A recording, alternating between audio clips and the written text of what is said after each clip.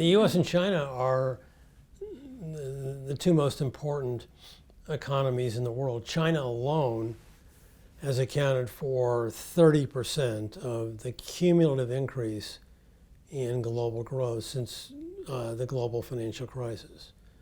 The U.S. share has gone down, but collectively, these are the two engines that have fueled the global economy for most of the past 2 decades.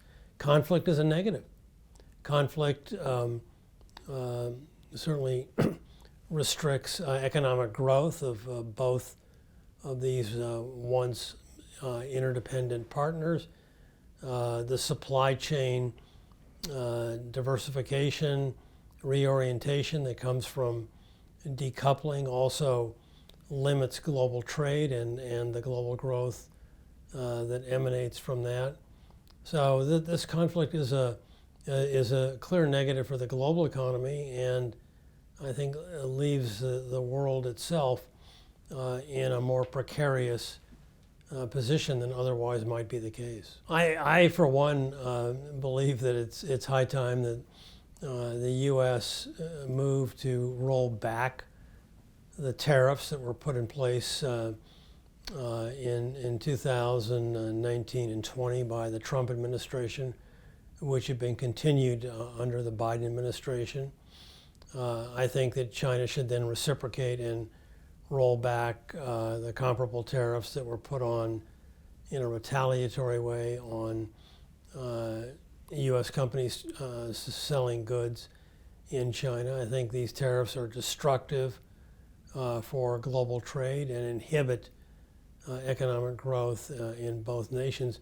Little known in the United States and unappreciated in Washington is that China is America's third largest export market behind Canada and Mexico, and by far its most rapidly growing external market over the past 12 or 13 years. So for a U.S. economy in always in search of new sources of growth, the trade war has taken a toll on American businesses as well as Chinese businesses. So I think tariffs, and then I would, secondly point to the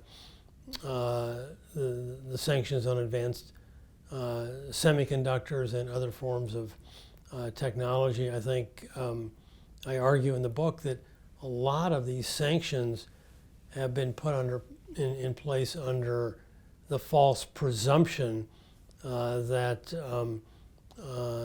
China steals intellectual property and advanced technology in the U.S. There have been some issues, but they're nowhere near as severe as the Washington rhetoric would lead you to believe.